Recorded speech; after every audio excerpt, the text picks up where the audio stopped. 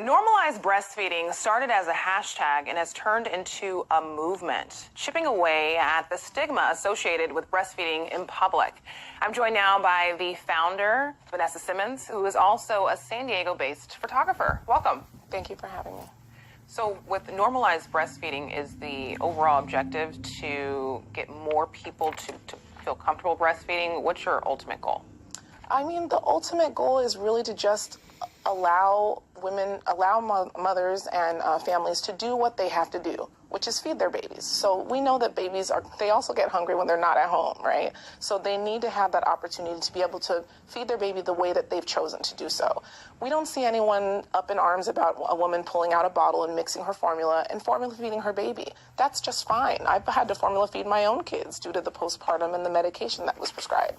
At the same time, women who choose to breastfeed, this is the biological norm. So covers were never even really required or even seen as a need until the female body was sexualized, over-sexualized and hypersexualized. And so I feel like long term, if we can kind of go back to the way that breastfeeding is seen really in almost every other country in the world, I think the mothers here in the United States and the families would feel a lot more supported. As far as why is it necessary not to use the cover? Why is it, if it makes people more comfortable, what's the problem with simply using a sheet? From a mother's point of view, that's the issue, is making other people feel comfortable rather than themselves and their baby. And like I said before, a cover's never ever been needed until we saw the female body start to be hypersexualized. And so now, you know, there are people out there who will have a problem with a woman breastfeeding without a cover. But number one, she's protected by law, not only federally on federal property, but she's now protected in every single state. There are state laws across the United States that protect women to breastfeed in public without a cover or with a cover, however they choose to. And how do you think your photography has helped with this message? Of course, it's a powerful medium. It's a very powerful medium, and there's tons of other photographers out there doing the same thing and doing a great job at it.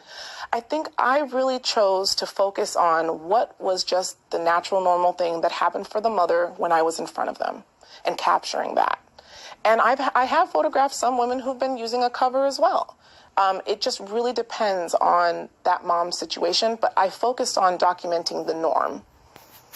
And so do you feel that there have been strides made? What is your experience as far as the level of acceptance from society? Do you think that we're moving in the right direction? I definitely think we're moving in the right direction. I think at the local levels and also at the state levels, and you see a lot of organizations that promote and support breastfeeding. But when you get online and you get on social media, there's still a huge population that just won't accept it. And I don't want to try and convince other people to accept what's the norm. I feel like this is the biological way that we have been given to feed our babies.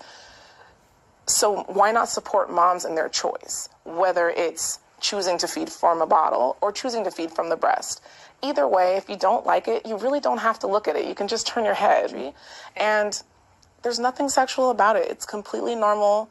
It's completely natural. It's definitely difficult, but it's something that we should be supporting. Thank you so much. Thank you. I'm Judy Woodruff. Tonight on the NewsHour, one-on-one with former director of